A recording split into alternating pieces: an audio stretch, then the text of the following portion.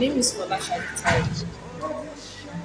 I got married in 2017 and I got pregnant first time in 2019. So after 3 months, I miscarried. Though I bled and I went for scan, the baby was still there.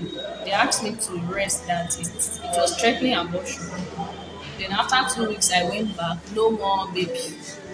My tummy began to swell.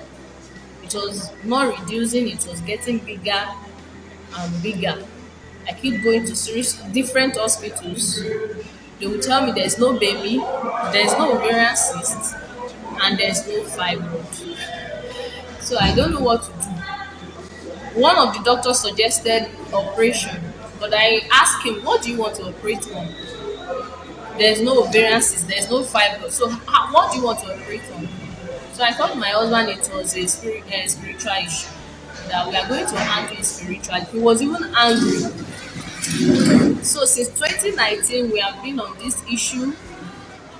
There was a time my mom took me to a pastor and he prayed.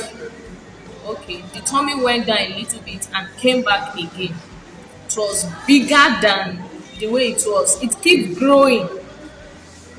And because of that tummy, I had diabetes. And I was always going to the hospital, selective of what I should eat and not to eat. And my system were crashing. But I keep praying. I keep praying, head on to my faith, that God is the only one who can deliver me.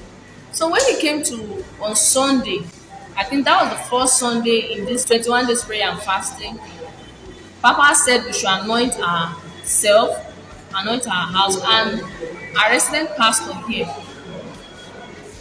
said we should use the anointing oil. When we get to our junction, we should anoint our junction, anoint our gates, entrance to our house, then anoint our room, then take a shot of the anointing oil. I forgot to anoint our junction, but when I got to the entrance to our gate, I dropped the anointing oil. Going into my own flat, I dropped the anointing oil at the entrance, and at night, I anointed all the door posts, and I took a shot of that anointing oil. That was Sunday to Monday night, and I had a dream.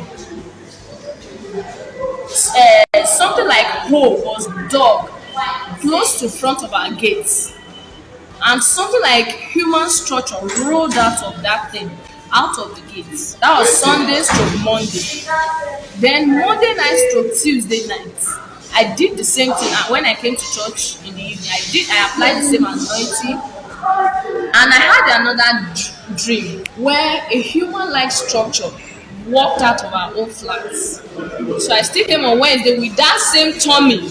Even people will be calling me Yabeji, Yabeji, Yabeji. I would just be laughing because I was the only one who knew it was not pregnancy, and I cannot be telling others. I just held on to my faith. So on Wednesday, when we came for the evening service again, and Papa said we should do the same thing, he prayed on the altar for every one of us, and he said we should apply the same anointing. So that night, I usually pray at night. I pray, but that very Wednesday night, I forgot to pray because I was exhausted when I got home. I took the anointing oil after bathing and I anointed the doorpost and I just slept off on the chair. On Thursday morning, waking up, I woke up around 6:45 and I was like, what happened? The tummy was gone. I could not find the tummy again. So I stood up, I sat in another place. I said, what is this? Where is the tummy? No traces of blood. I did not bleed or water, nothing, and there was no pain.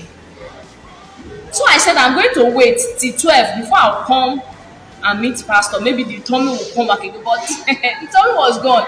And people that saw me on Thursday morning, they were just asking me, have you given birth? Shetty B money.